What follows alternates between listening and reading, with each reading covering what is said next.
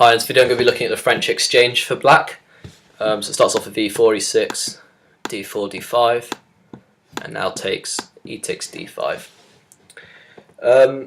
Okay, so I've had people asking about queen takes d5 and what my views are on this move. You know, I did actually look at this myself, but what I did realise is I wanted to play this move as an option to try and avoid the French exchange, as it tends to be quite drawish. It's a very solid option from white, but probably not the best, since white wants to try and play for an advantage and ultimately win the game. So after queen takes d5, I was trying to sidestep these French exchange lines, but I sort of noticed this tends to be quite a bit like a bad c3 Sicilian, where white plays or black plays d5 and after takes d4, sort of like going e6, where you want your bishop on g4 in these lines.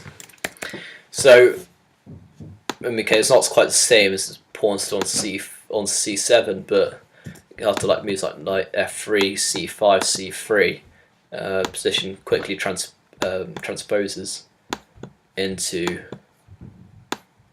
like c3 Sicilian, where you can play a v6. e6 is okay, but I prefer playing the bishop g4 in those circumstances. Okay, so after takes, just e takes d5, and I've actually found a good way to achieve a good position with good winning chances for black against the main line here, which is against both knight f3 and bishop d3. c4 is a bit more aggressive from white, which we'll take a look at first, I guess. So after c4, black can play bishop b4 check. So black wants to is going to aim to get quick development. Knight c3, knight c7, and now after knight f3, castle, bishop to d3, knight b c6, and this is one way to play knight c6. A line I quite like is just taking on c4 straight away, since as the bishop's already moved once, now he's got to move again to recapture the pawn. Okay, I mean, what's just interesting is actually, does this work? So this is notice sort of like Greek myth trap, and now after knight g5 check, just to make sure that black's not getting mated, which he isn't. Goes out to queen h5. Normally there's a pawn on e6, which means you'd be black would be losing here, but bishop f5 can be played, which defends against the mate. So just to make sure you're aware of that doesn't work in this line. Okay, so takes, now bishop has to take on c4, and now black can play knight c6. Okay, so if bishop d2 or castles, let's say the castles, bishop to g4, black's doing very well in these positions, since he's just got a lot of pressure against the d pawn, which is isolated. And after bishop e3, just knight f5, and if a3 is played, you don't need to take on c3. You just drop the bishop back. Maybe play bishop f6, since now the pawn d4 pawn can't be protected by another pawn. So actually, white's got a lot of problems here. So this is a very simple way to play as black. Just check and then develop your pieces very quickly, and just you take here first, take on c4, takes, and now knight c6. Okay, so the other two lines, bishop d3 or knight f3. Against knight f3, there is a line where you can play bishop g4, and there's a line where queen e2, queen e7, bishop e3, knight c6, knight c3, castles, and then white tends to do this first, g4, bishop g6 and castle as well.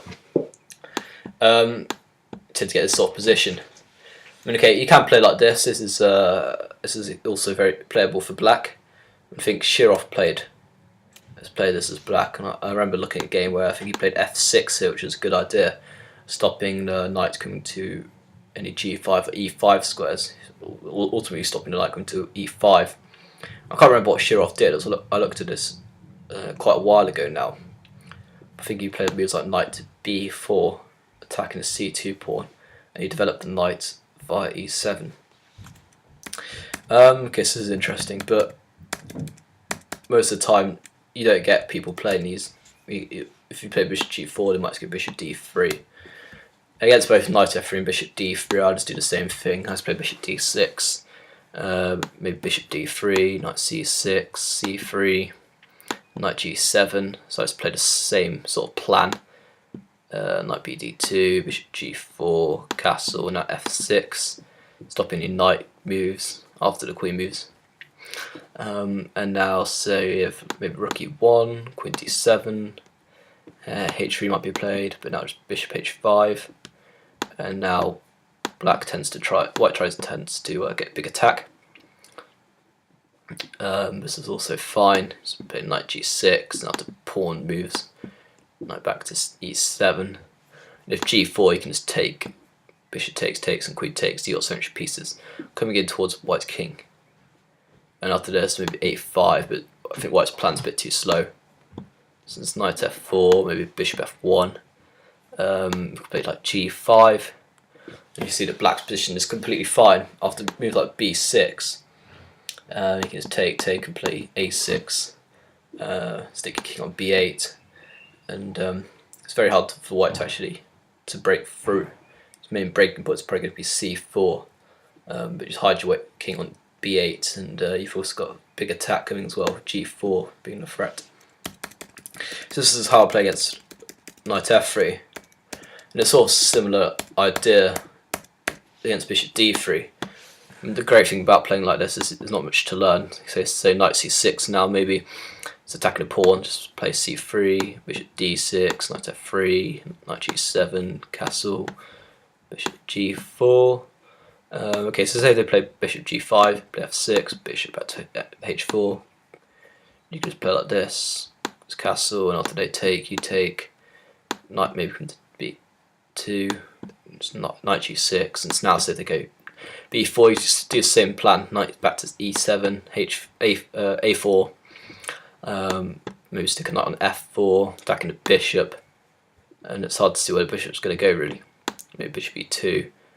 But it doesn't look good. So say rook e1 now, knight f4, bishop f1. You sort of reach a similar position. Maybe knight might come to f5 and knight into h4, or just play g5, h5. You see that white's attack is quite slow. Already black's pieces are swarming around white's king. So yeah, I quite like playing this idea. Just go knight g6, knight e7. It transfers all your pieces to the king's side. Yeah, there isn't really much of ways of white trying to play. You can play knight on e2, but okay, bishop g4 and f3, bishop just comes back to h5. This isn't not knight e2, it's knight e7, g4, f3, bishop h5. Okay, so safe does this. So I'll just do the same sort of plan. You might put his bishop back on g3 again. But I can look to exploit the fact that there's a pawn on f3, so maybe go g5, g4 at some point. Maybe even knight f5, making use of this weakness on the e3 square. Okay, so now bishop might come back to f2, in fact, in these positions, but now you can play. We might switch plan and play rook e8, as long as g4 doesn't work here. Okay, g4 doesn't look like it's working because it's just knight g3, knight e3, and after takes, we're attacking the bishop, and so after the bishop's defended, say knight b3, we might just take it on g4. Though I would watch out that after king h1, white is actually threatening to play bishop to f5 check, winning your queen. So maybe queen h4 is needed, so it gets out of the way of this check and also factors the h pawn.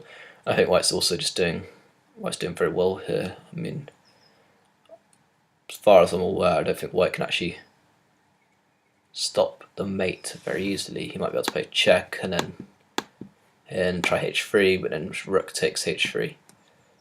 So this position, white looks pretty busted. Okay, so the great thing about this line is it's relatively short to learn against this French exchange. Okay, if they go c4, we can play check and just play very quickly like this. And if they play, the other way, then we can just play the sort of same idea. It's the same idea of just playing like the bishop comes to d6, knight to c6, leave a knight to e7, bishop comes to g4 if possible. If they play h3, okay, so say they play h3, okay, we can play f6, castle, bishop e6, and say after rook e1 is queen d7, knight b2, castle, if queen e2, you can put bishop back on f7, it's not a problem. So say b4, knight g6, a4, so bring the pieces around. I actually think this h3 move's a lot worse, since you might just be able to play bishop takes h3 straight away. Now to take just queen takes h3, bishop f1. This looks very dangerous for black. If white even check king h1. That's just a case of trying to find a mate, maybe knight to bring another knight into the game.